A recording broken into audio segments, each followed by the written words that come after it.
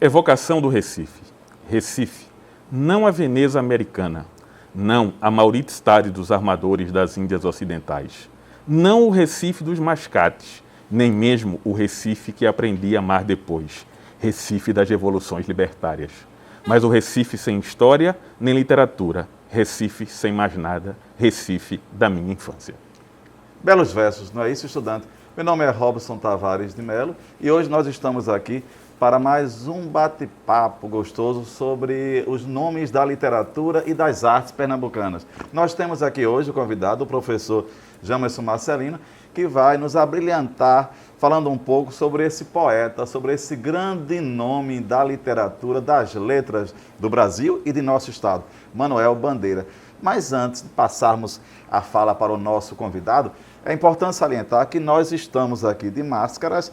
Para quê? Justamente para o protocolo da saúde contra o coronavírus. Então vamos conhecer um pouco hoje a vida, obra, características, poema desse grande poeta pernambucano. Lembrando sempre que a nossa série ela vai tratar um pouco de grandes nomes das nossas artes, na música, na literatura, na poesia, no caso, Manuel Bandeira, o grande poeta Manuel Bandeira.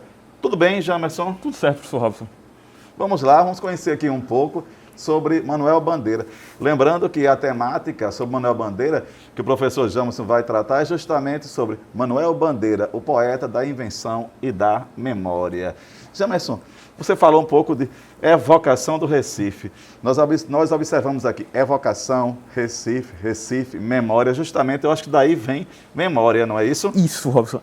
Essa questão da memória ela é central na obra de Bandeira, Robson. E assim, é interessante a gente lembrar um aspecto que muitas vezes a gente não atenta para. É o fato de que Bandeira viveu 82 anos, viveu bastante, mas passou boa parte da vida dele fora de Pernambuco, né? Bandeira nasceu aqui em Recife, nasceu no bairro das Graças, né? Algumas pessoas pensam que ele nasceu na Rua da União, mas na verdade ele nasceu no bairro das Graças.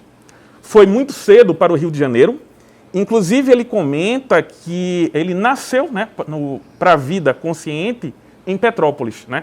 Esse comentário ele deixa registrado num livro importante chamado Itinerário de Pazárgada, que é uma espécie de autobiografia, né, poética, né, dele, né? Então ele comenta: nasci em Recife, né, mas nasci para a vida consciente no Rio de Janeiro, né, quando a partir dos 3 anos, ou melhor, é a partir dos 3 anos que eu tenho memória das coisas. São lembranças, são reminiscências.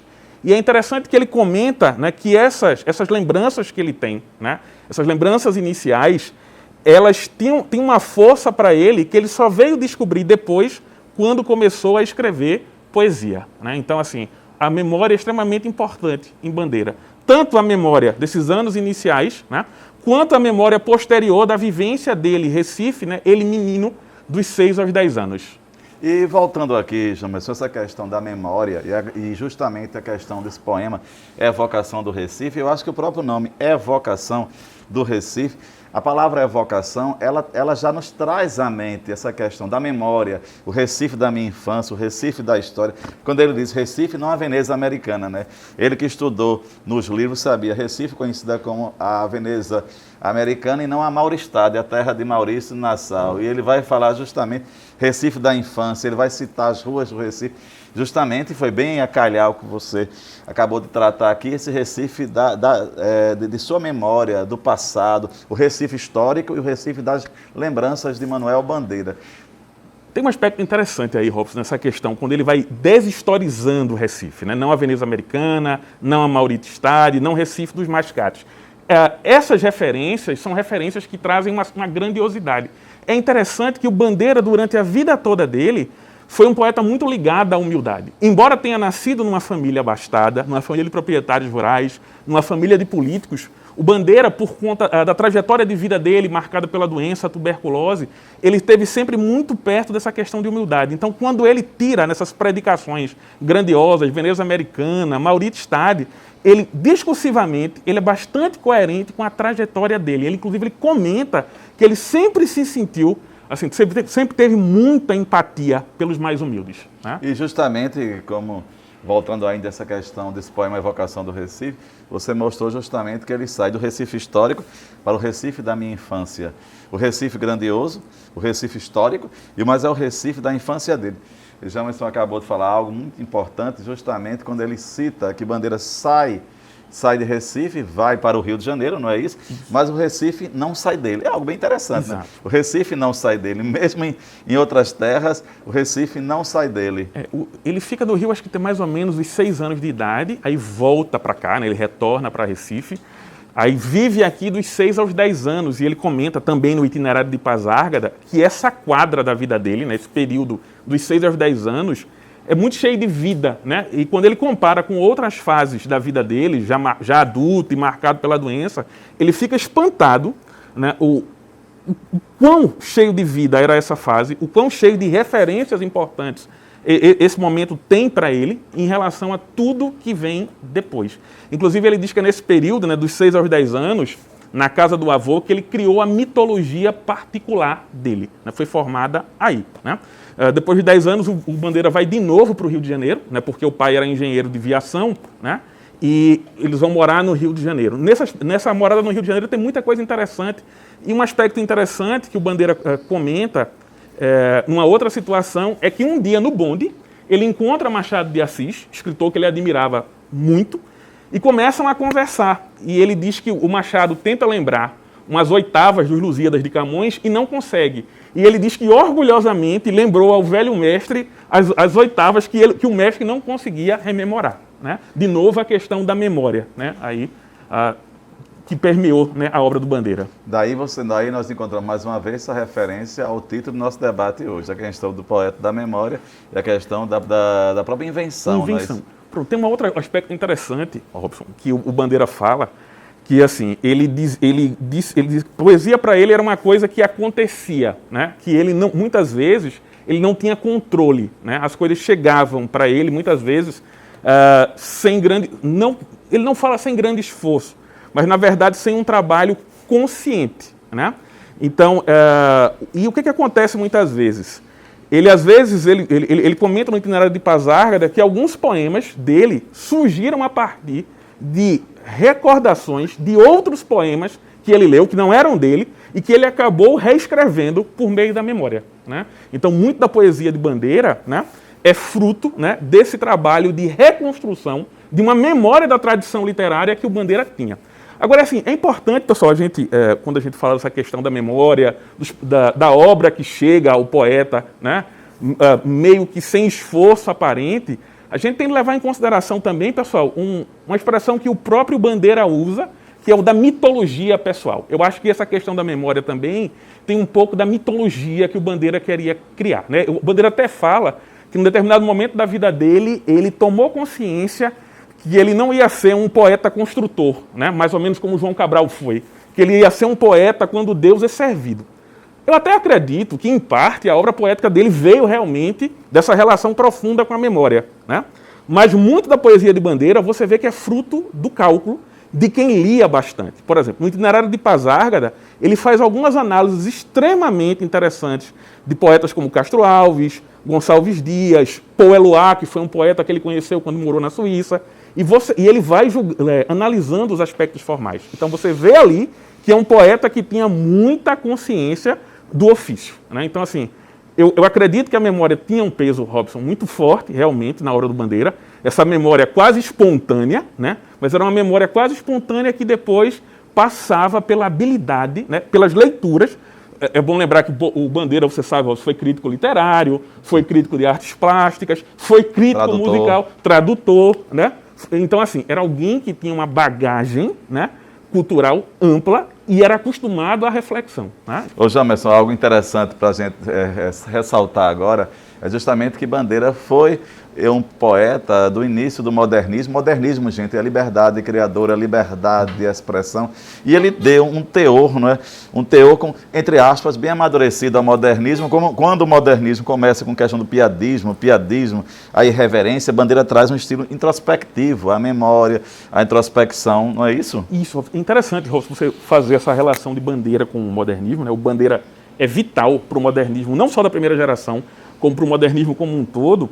Mas uma outra coisa que a gente aprende sobre o Bandeira, né, é que assim, o Bandeira, ele era 10 anos em média mais velho do que a maioria dos companheiros dele da primeira geração modernista. Ou seja, teoricamente ele pertencia a uma outra geração histórica, né, um pouco diferente daquela geração que o abarcou, né, que o abraçou e que viu nele um mestre, né. E assim, o Bandeira, né, ele estreia com um livro, né, A Cinza das Horas, isso 5 anos antes da Semana de Arte Moderna, né, que foi em 1922, e um livro em que ainda você vê muitas influências do parnasianismo e do simbolismo, né? Alguns falam de influências pós-simbolistas. É interessante que no livro seguinte, né, do Bandeira, O Carnaval, tem um poema chamado Os Sapos, né? Poema, se você quiser fazer algum comentário sobre... Não, eu gostaria só de salientar aqui para o nosso estudante, você lembrar que quando o professor Jamerson fala em parnasianismo, seria mais ou menos assim, uma preocupação com a forma, com a formalidade, a estética do poema. E quando ele se reporta à questão do simbolismo, o simbolismo vai ser um movimento artístico, literário, mais literário, no sentido de quê? De buscar a questão do quê? Da sinestesia, do vago, da musicalidade, só para fazer essa ponte. E o modernismo, como o professor falou brilhantemente aqui, é a questão de quê? Da liberdade criadora. Já, mas falta uma questão importante. Qual foi o dia do nascimento de Bandeira? Já que a gente citou que ele é o poeta antes do século XX. 18 de abril de 1886. 5 anos depois, pessoal, do lançamento de uma obra de um autor que o Bandeira apreciava muito, que era o Machado de Assis, né? Em 1871, esse escritor, que era um mestre para o Bandeira, publicou as Memórias Póstumas de Brás Cubas. E tem um detalhe, né? Semana que vem, dia 13, né? O Bandeira, se vivo estivesse, seria um respeitabilíssimo senhor de 134 anos. 13 né? de outubro, no caso. 13 de outubro, e lembrar uma coisa importante, você falando aqui, essa invenção das palavras, a invenção, a memória e a invenção. A gente está falando tanto de Pazárgada, itinerário de Pazárgada, lembrar do nome Pazárgada, o que seria Pazárgada? Isso. Esse vocábulo é meio que central na poesia do Bandeira, né? Ele conta que a primeira vez que ele entrou em contato com esse nome, Pazárgada, foi num livro Ciropédia, né? Em que dizia que Ciro, o rei persa, mandou construir uma cidade chamada Pazárgada. E ele disse que ficou muito encantado, né, com o que leu sobre e começou a inventar, assim, pensar Pazárgada como uma espécie de jardim das delícias, uma terra cheia de possibilidades. Né? Isso ele estava no ginásio ainda, que era o Colégio Pedro II, na aula de grego, se eu não me engano, na aula de tradução em grego. Né? Então, ele entrou em contato a primeira vez com esse termo. Já alguns anos depois, ou melhor, mais ou menos 20 anos depois, ele disse que num momento muito triste, né, ele sentiu, vindo de dentro dele, um grito, né? Vou-me embora para Pazárgada, né? Até uma redondilha, ele comenta isso, e ele disse que sentiu nessa redondilha que brotou, segundo ele, espontaneamente, uma espécie de origem do poema, que ele tentou escrever inicialmente e não conseguiu. Ele só veio conseguir escrever esse poema 5 anos depois, mais ou menos 5 anos depois, e ele disse que sem muito esforço. Pazárgada foi assim, uma espécie de paraíso recuperado, né? Não foi perdido, foi recuperado. O Bandeira criou por meio da memória, da leitura e da linguagem. Né? E novamente aí, uma das palavras centrais de hoje, né? Isso. A questão da memória. Lembrar que Pazárgada, só para salientar aqui, a palavra Pazárgada seria campo dos persas. Quando você fala em Ciro na questão, a Pérsia hoje seria o atual Irã, mais ou menos o que corresponde ao Irã. Para quem não entende a questão de Pazárgada, é o seguinte, seria esse campo dos persas o seguinte, lá ele é amigo do rei, lá ele pode tudo, porque a Pazárgada histórica era o seguinte, o guerreiro persa que dava a sua vida lutando pela Pérsia, se chegasse a velhice, porque muitos morriam, né? Isso. E lembrar que a velhice naquela época, a faixa etária é bem menor do que hoje. Se o guerreiro chegasse a velhice, ele iria para esse local, fosse uma espécie de asilo, é um campo de deleites. E nós temos aí, Jamerson, na tela, nós temos na tela aqui justamente itinerário de Pazárgada, mostra bem a casa onde ele morou, onde morou Bandeira, na Rua da União. Isso, essa aí é a casa do avô materno dele, Costa Ribeiro, né? Onde ele passou, né, a quadra que ele atribui como mais importante da vida dele, né? E ele fala de personagens que o rodeavam nessa época, né? Totônio Rodrigues, que era um sobrinho do avô, Dona Ninha Viegas, que era uma senhora que tinha uma casa perto e cujas vidraças ele, menino travesso, quebrava, Tomásia, né? Que era uma ex-escrava alforriada, Rosa, que era a ama seca, que contava as histórias aos quais ele se refere em Pazárgada, né? Então, na Rua da União hoje fica o Espaço Pazárgada, que é uma espécie de museu, né? Um centro de estudos a respeito de Manuel Bandeira. Novamente encontramos aí essa questão da memória.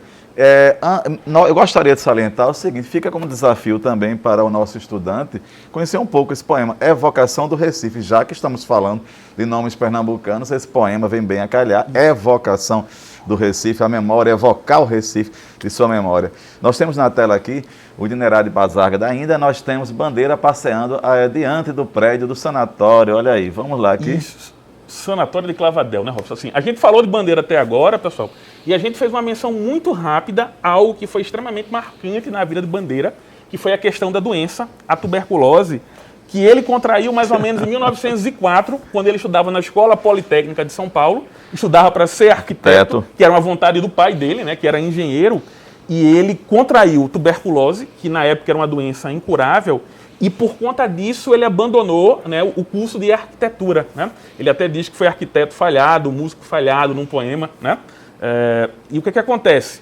Ele deixa a escola politécnica e ele começa a viajar por diversas cidades do Brasil em busca de lugares cujo clima fosse propício ao tratamento da doença, a tuberculose.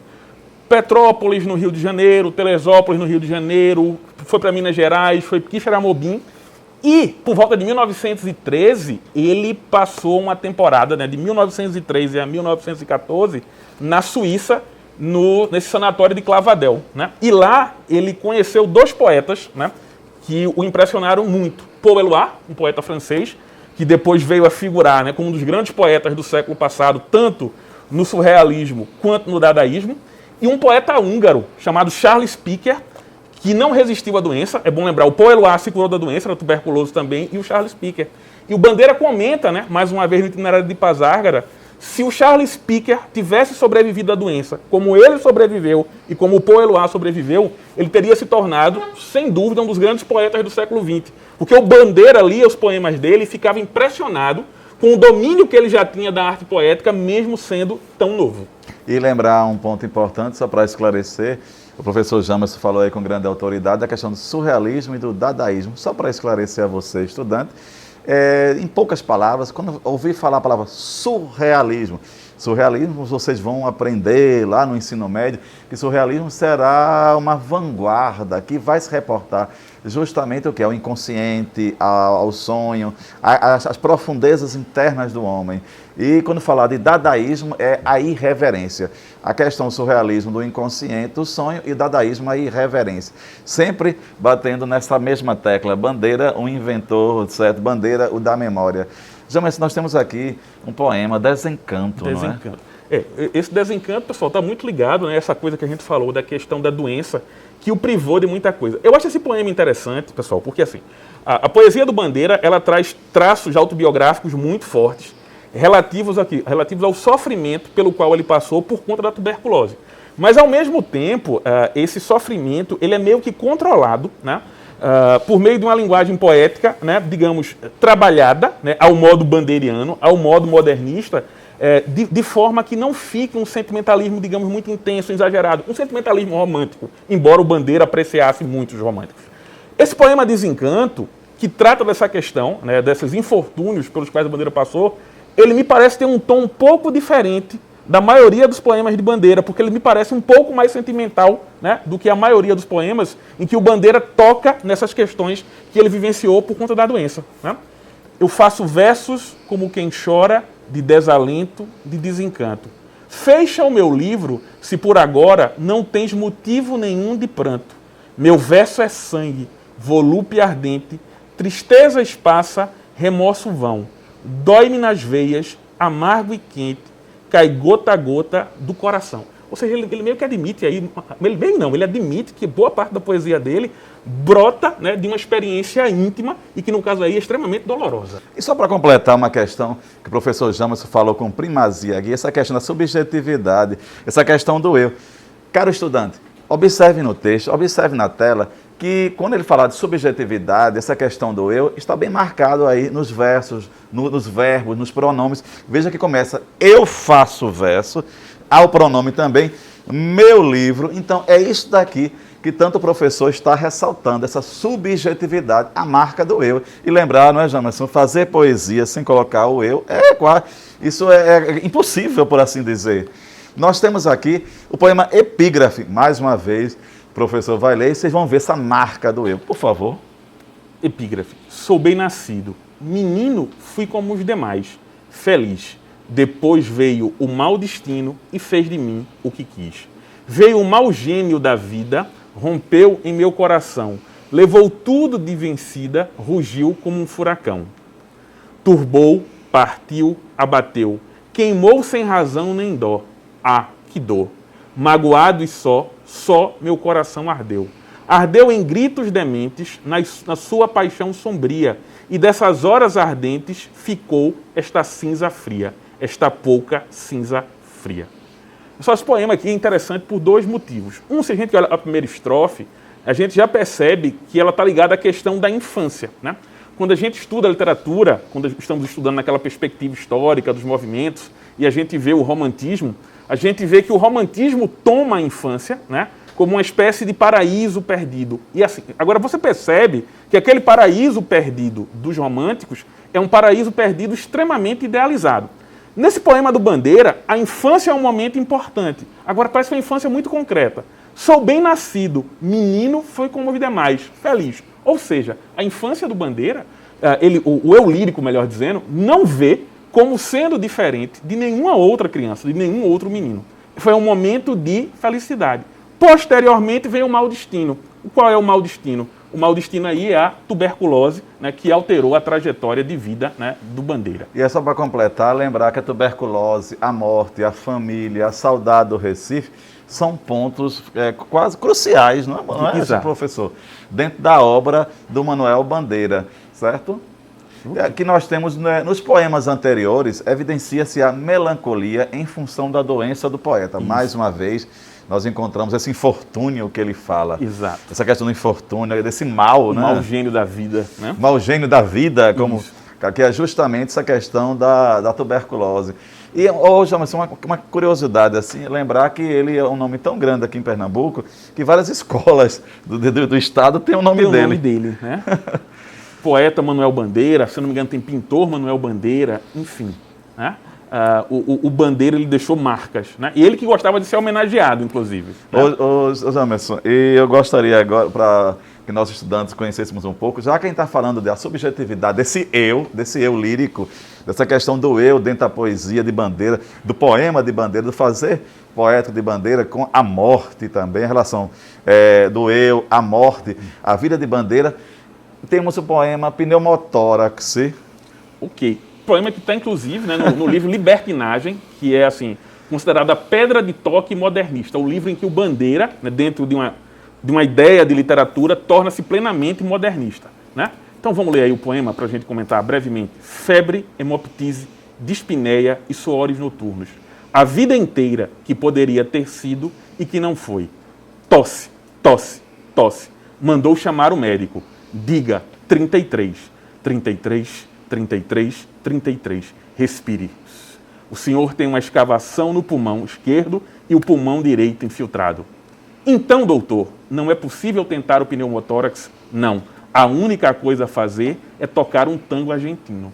Robson, é interessante que a gente vê a questão da doença, a questão da tragédia, mas um certo humor para lidar, né, com essa questão que esse humor aparece na referência ao médico, quando ele pergunta ao médico se há alguma possibilidade, né, de tratamento para a doença, o médico, né, meio mórbido, por sinal, diz que a única coisa a fazer é tocar um tango argentino. Né? Então, ou seja, apesar do sofrimento, o Bandeira, muito maduramente, consegue fazer humor. Né? Isso, inclusive, é uma característica moderna. Né?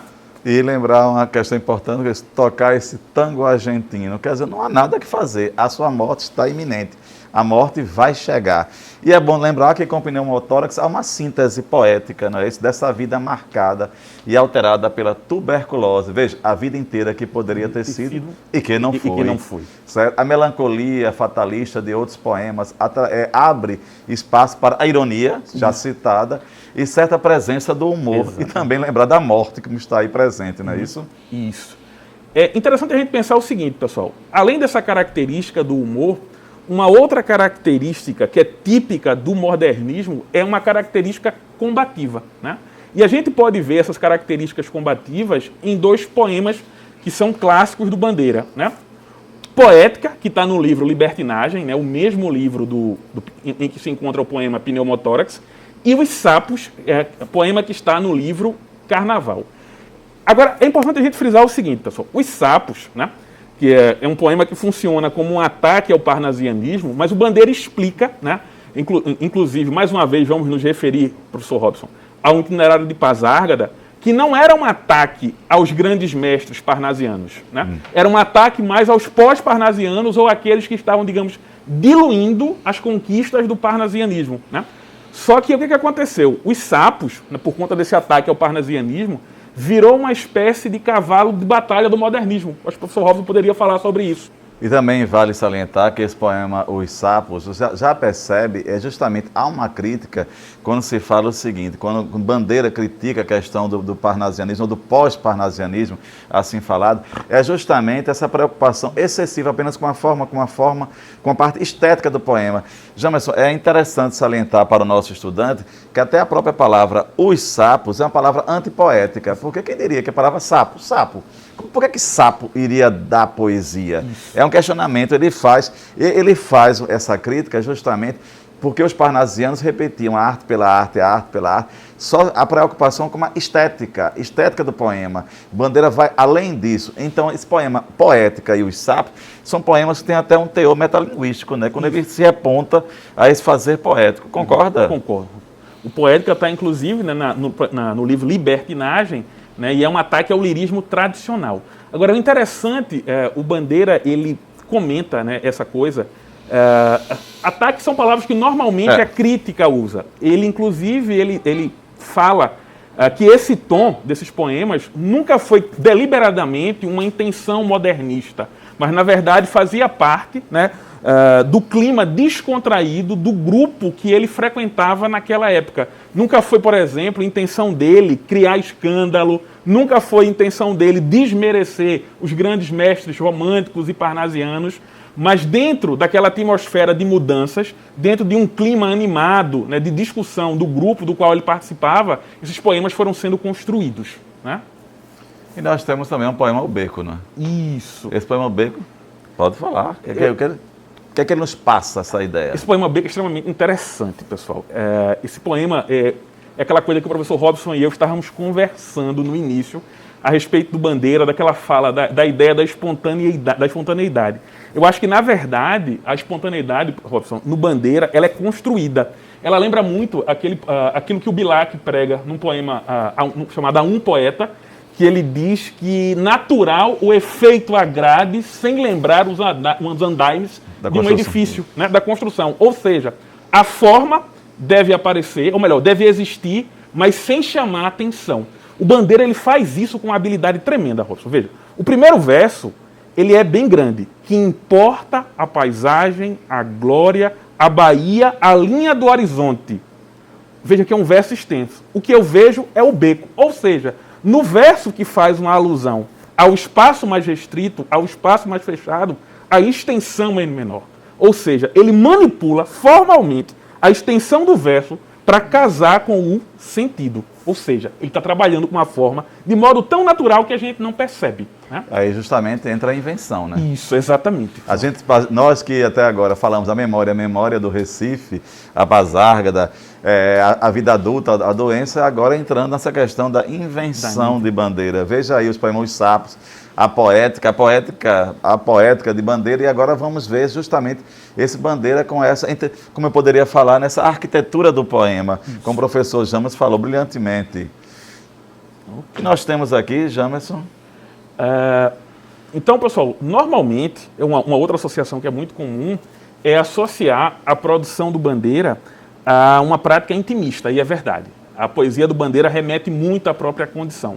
Mas o Bandeira, pessoal, como nós já tínhamos conversado antes, né, o professor Robson e eu, ele tinha uma profunda empatia pelos humildes. Empatia essa, pessoal, que não pode, assim, não deve ser confundida, por exemplo, com conotações ideológicas e tal. O Bandeira sempre foi, digamos, um pouco afastado desse lado ideológico, né, mais, essa posição ideológica mais firme. Mas ele, por conta da condição dele fragilizada, ele sempre se sentiu muito próximo aos humildes. E em vários poemas que ele escreveu, isso fica claro, né? Como no poema O Bicho. O senhor gostaria de ler, professor Robson, o poema O Bicho? Gostaria. Também tem os meninos carvoeiros que ele Isso, fala, os exato. meninos carvoeiros. Então, veja só, minha gente, tentar, hoje, há uma dificuldade, entre aspas, de a gente sintetizar a Bandeira, né? Porque a memória, a invenção, a tuberculose, a morte, a família, se vem a tuberculose, vem a saúde fragilizada e Recife, não é? A evocação do Recife. O Bicho, esse poema de teor social, como o professor falou aqui, não esse social partidário, né? E justamente essa empatia, como ele falou, com os mais fragilizados, assim posso dizer, e é assim, não é? O Bicho, vi ontem um bicho na imundícia do pátio, catando comida entre os detritos. Quando achava alguma coisa, não examinava, nem cheirava. Engolia com voracidade. O bicho não era um cão, não era um gato, não era um rato. O bicho, meu Deus, era um homem. Veja só, reduzir o homem à condição de animal. É uma zoomorfização do homem social, não é? Exatamente. É interessante, Robson, que a gente podia, no primeiro momento, tentar uma aproximação, né, com o naturalismo, né, do século XIX, mas perceber uma diferença importante. No naturalismo, os narradores, eles procuravam um distanciamento, mesmo quando havia esse processo de zoomorfização, um distanciamento entre aquilo que eles narravam. O Bandeira, no poema aí, né, ele mostra uma aproximação, principalmente no último verso, né, pelo uso da expressão meu Deus, ou seja, ele se comove com aquilo que ele descreve, né, com a percepção que ele tem daquela situação tão difícil, daquele homem que está ali, né, entregue a dificuldades. E só para lembrar aqui o que o professor Jamerson falou, quando ele falar de naturalismo, será um movimento artístico, literário, predominante no século XIX, que vai ter essa aproximação entre literatura e biologia. Grosso modo, seria mais ou menos isso. A gente tem aí, Robson, o próximo poema é muito interessante, né? O poema tirado de uma notícia de jornal, né? Eu gosto muito desse poema. Gostaria de ler, professor Robson, também? Gostaria. Veja só, poema tirado de uma notícia de jornal. João Gostoso era carregador de feira livre e morava no morro da Babilônia, num barracão sem número. Uma noite, ele chegou no bar 20 de novembro, bebeu, cantou, dançou, depois se atirou na Lagoa Rodrigo de Freitas e morreu afogado. Eu acho esse poema, Robson, extremamente interessante para a gente explicar uma série de aspectos referentes ao Bandeira. Primeiro, por que o Bandeira é moderno, né? Depois, a relação de Bandeira com a tradição literária e como Bandeira é atual dentro do mundo de hoje. Como Bandeira fala de perto ao mundo de hoje. A relação com a tradição, existe um poema parnasiano chamado Mal Secreto, né, que é um poema justamente que confronta a essência e a aparência. Né? Então, no poema se diz que é terrível para né? Isso! Se pudéssemos olhar atrás da máscara da face... Muitas pessoas que estão sorrindo carregam dentro de si uma tristeza. Uma chaga cancerosa, né? Então é aquele conflito entre a aparência exterior feliz, né, de alegria, e o mundo interno, né, soterrado de tristeza. O poema do Raimundo Corrêa, pessoal, chamado Mal Secreto, procurem esse poema, ele é bem discursivo. Então essa temática da aparência é muito clara. A temática da aparência aí, pessoal, aparência versus essência, ela é mais sutil. A gente tem um indivíduo chamado João Gostoso. Veja que a predicação atribuída a ele, gostoso, seria, né, motivo de felicidade, porque o tornaria uma pessoa atraente. Né? Esse indivíduo, que é um indivíduo das classes populares, né, que morava no Morro da Babilônia, no barracão sem número, um dia vai ao bar, bebe, canta e dança. E depois se joga numa lagoa, ou seja, comete o suicídio. Aí você fica se perguntando como alguém que bebe, canta, dança, logo em seguida, né, comete o suicídio. Ou seja, a gente tem aí, tratado de forma muito interessante, o conflito entre aparência e essência. A gente pode comparar isso, Robson, com o mundo das redes sociais, onde as pessoas estão o tempo todo ostentando um ar de felicidade perpétua que muitas vezes não corresponde à realidade. Já, mas foi só para observar também na questão do próprio Bandeira modernista, a liberdade criadora, a liberdade dos versos, vejo também o tamanho, a irregularidade dos versos, um verso maior, outro menor. Isso já preparando você, estudante, para entrar na questão do modernismo. Então veja só, a gente em síntese estamos conversando justamente sobre Bandeira, esse poeta multifacetado, né? De várias faces, assim eu posso dizer, não é? Esse poeta que ao mesmo tempo foi lírico, mas não deixou de ser social. Esse poeta que vai trabalhar essa questão da evocação do Recife, das memórias. Esse poeta, justamente com a invenção da palavra, essas invenções, é importante salientar que ele cria o verbo teadorar, no poema Neologismos, e há um poema que vocês poderiam pesquisar, A Onda, né? Onda. Quando ele diz a onda anda, aonde anda a onda, ele vai trabalhar justamente com essa palavra. Em síntese, eu gostaria de falar a vocês justamente que Manuel Bandeira é esse poeta aí, multifacetado. Vida, Recife, morte, questão social, essa invenção, a memória, que tanto Jamerson salientou aqui, um poeta pernambucano de grande evidência na questão do cenário nacional e modernismo. E nós temos aqui o poema que o professor Jamerson vai ler, que é Consoada. Consoada. Quando a indesejada da gente chegar, não sei se dura ou caroável, talvez eu tenha medo, talvez sorria ou diga, alô, iniludível, o meu dia foi bom, pode a noite descer, a noite com seus sortilégios, encontrará lavrado o campo, a casa limpa, a mesa posta, cada coisa em seu lugar. Tem um aspecto aí que é vital, pessoal, perceber, que é a questão da resignação, né? O Bandeira, em um determinado momento da vida, quando ele percebeu que a fragilidade dele era inescapável, ele encontrou a resignação. Resignação que não foi, em momento algum, passividade, porque o Bandeira produziu a vida toda, né? Essa atitude do Bandeira me lembra até uns versos de um poeta que era primo do Bandeira, que era o João Cabral, de um poema chamado O Artista Inconfessável, que é entre o inútil do fazer e o inútil do não fazer, mais vale o inútil do fazer, né? E o Bandeira fez algo que pode se chamar de boa parte da melhor poesia brasileira do século XX. Então, minha gente, esse nosso pequeno bate-papo gostoso sobre Manuel Bandeira foi justamente com o objetivo apresentar a vocês um grande nome das artes pernambucanas e também incentivar a leitura. Jamerson, eu coloco como desafio para os nossos estudantes lerem Evocação do Recife, A Onda e Neologismo. E você? Um outro poema extremamente interessante, pessoal, é Autorretrato, que ele fala também dessa relação com Pernambuco. Então, minha gente, por hoje é só. Muita força. Vamos em frente e continue conosco com o EducaPE, certo? Forte abraço e vamos seguir adiante com a nossa série.